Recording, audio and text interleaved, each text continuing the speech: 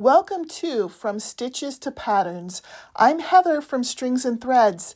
In this series, we explore how to take the stitches you already know and turn them into beautiful, functional projects that you design yourself.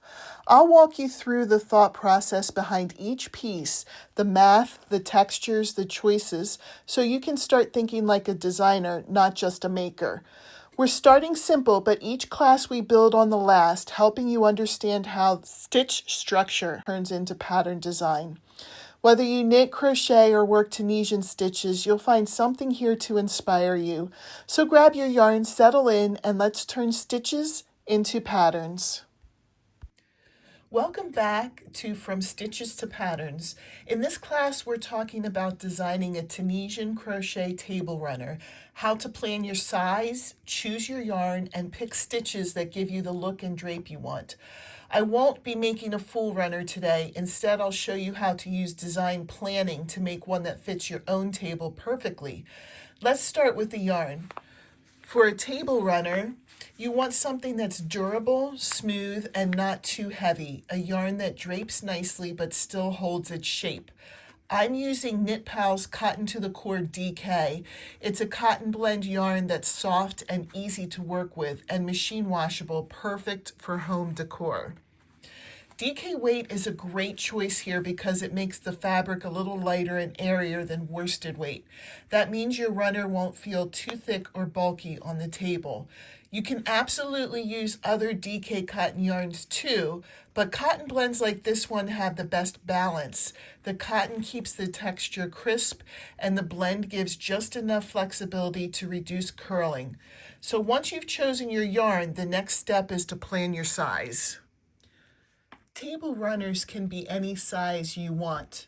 A good rule of thumb is around 12 to 16 inches, which is 35.5 through 40.5 centimeters wide, and 6 to 10 inches, 15 to 25.5 centimeters of overhang on each end if you want a traditional drape. Measure your table length and add 12 to 20 inches or 30 to 51 centimeters total if you want to hang over the edge. Once you have your measurements, check your swatch gauge to figure out your stitch count. And that's the beauty of designing your own projects. Once you understand your yarn, your stitch gauge, and your table size, you can make a custom piece that fits your space perfectly. Next, we'll look at how the different stitch patterns change the texture, density, and drape, and how you can mix them to design your own table runner.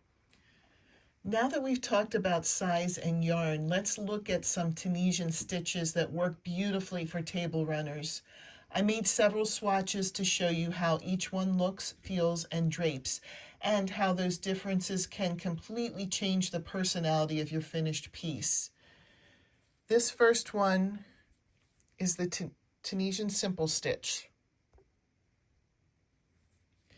It's the classic Tunisian stitch, smooth, flat, and dense, almost like woven fabric. This stitch gives a really clean, modern look and makes color changes easy, so it's great for geometric or striped designs. This is the Tunisian knit stitch, which looks almost like knitted stockinette fabric. It's sleek, elegant, and drapey, perfect if you want your runner to have a softer, more flexible feel. This texture is subtle, but it catches the light beautifully. Here is the Tunisian Purl stitch. It's one of my personal favorites for table runners.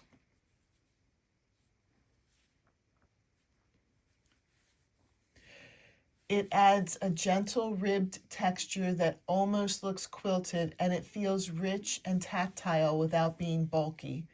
This stitch has a little more give than the Tunisian simple stitch or Tunisian knit stitch, and it lies flatter, so it's great for long, narrow projects like runners where you don't want the edges to curl up. This next one is the Tunisian reverse stitch. It's worked from the back of the fabric, and it creates a texture that's really unique, kind of like tiny horizontal lines or seed stitches. The best part is that it naturally lies flat, so it's one of the easiest stitches to work with for rectangular projects. It also pairs beautifully with smoother stitches for contrast. Now for the Tunisian honeycomb stitch, which is another one of my favorites for table runners. It alternates simple and purl stitches, creating this gorgeous woven texture that feels both classic and modern. Honeycomb stitch has a great structure and very little curl, so it's perfect if you want a flat finished look without looking heavy. And here's a combination of the two: Tunisian simple stitch with a honeycomb panel in the middle.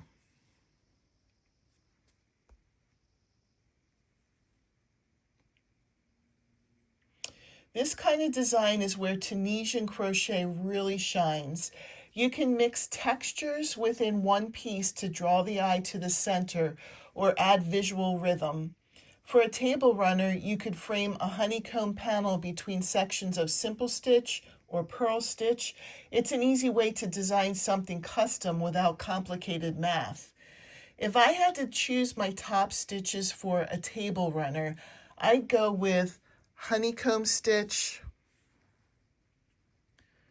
reverse stitch, or the purl stitch. They each have that perfect balance of texture, structure, and drape, and they stay flat without too much effort, which makes them ideal for home decor projects. Now that we've looked at different Tunisian stitches, let's talk about how to combine them into a table runner design. Designing your own table runner isn't about following a pattern, it's about creating balance between texture, color, and drape. The first thing to think about is structure. Your table runner can be one consistent stitch from edge to edge, or it could have panels, blocks of texture that repeat along the length. For example, you could use a Tunisian purl stitch or reverse stitch for the outer sections and place a honeycomb stitch panel right down the center. That kind of layout draws the eye inward and adds a professional finished look without being complicated. You can also play with stitch density, combining solid stitches like the simple stitch or purl stitch with something more open, like the honeycomb or mesh.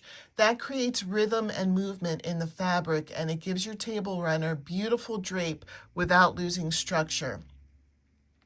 Next, think about color.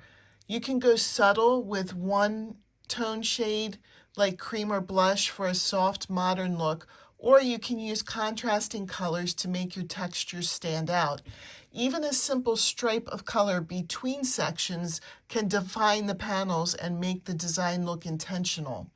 When you're designing your runner, try this simple layout trick. Choose your main stitch, the one you want to see the most.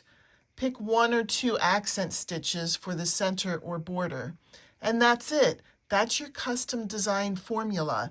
You can repeat that pattern as long as you like to fit any table length.